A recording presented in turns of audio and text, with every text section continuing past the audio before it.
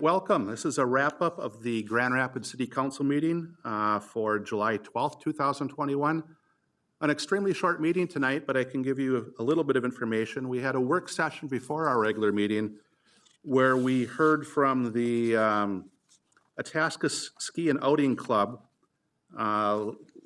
which, among other things, runs the ski jumps out at Mount Itasca. And they have a capital project, a maintenance project that they have been trying to get funded, and they are just about to the finish line on it. They have received about 30,000 of the 35,000 that they need to do the project.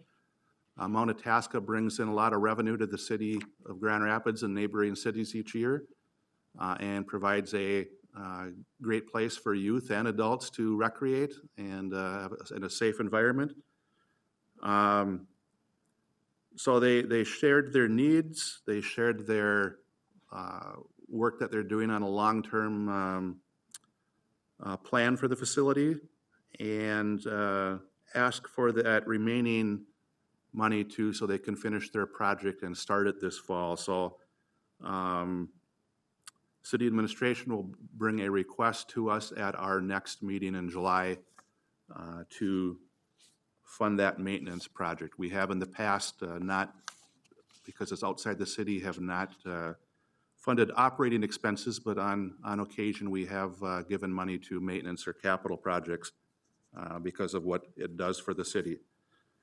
The regular meeting tonight was very limited. All we had was a consent agenda. There were no items for our regular agenda. But Council Member Connolly did discuss during council reports, and we'll hear more about this in the future, the awarding of $1.9 million by the federal government for the former Ainsworth location to bring water and sewer out to that site, which will certainly allow for a better opportunity to get that property developed. There have been discussions ongoing with the multiple tenants. It's a prime site for a lot of things because it does have a railroad spur that connects it, and those are limited availability across the state. But extending water and sewer, and now we have electric extended out to it as well, a new electric facility. So hopefully that provides the impetus to see some projects moving forward. On the consent agenda, we had 12 items plus an additional 2 that came forward this evening. One of which, maybe before that, I'll jump back to the verified claims. We approved payment for the Independence Day fireworks, and hope everybody enjoyed July 4th and enjoyed, those that were able to, enjoyed the fireworks out on Pekegama Lake and at the golf course. We accepted a resolution accepting Operation Roundup grant from Lake Country Power in the amount of $1,700 that will be used towards the purchase of an AED, an automated external defibrillator. We have 3 different types within the city, and their life expectancy is gradually coming to an end. So the goal is to replace these over time, all with the same type of model this time around, and this will help us begin that transition. We had some short discussion on the consent agenda around item 9, which was to approve the certificate of approval of a special law relating to the city's ability to impose a local sales tax. And we just wanted to clarify that this is not the vote to go ahead with that sales tax. This is required by the state. More or less, to simplify it, we are more or less acknowledging that the state of Minnesota, the legislature, gave us approval to go forward with asking the citizens for a sales tax. That discussion will happen at a future time. And that discussion would be around one project, the funding of the IRA Civic Center refurbishment. That project will be going forward next year.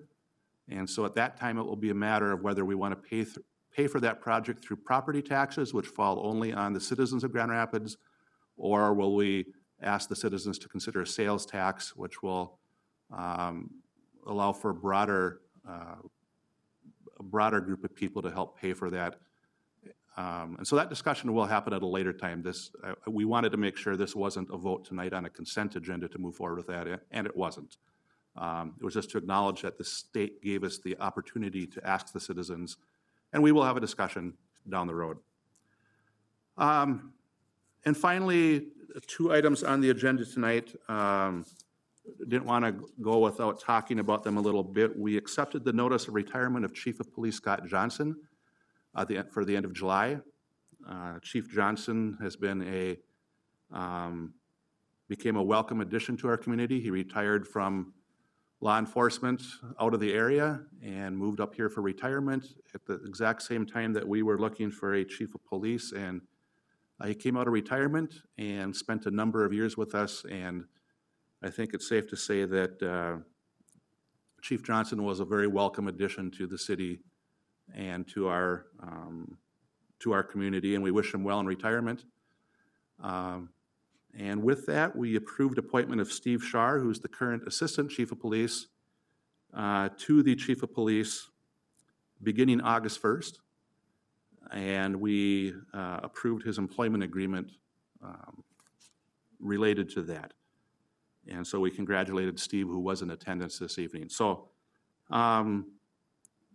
with that, we adjourn the meeting with no regular agenda. Our next regularly scheduled meeting is July 26th at 5 p.m., and we will have a follow-up at that time. So enjoy the summer. It looks like we have some nice days ahead of us.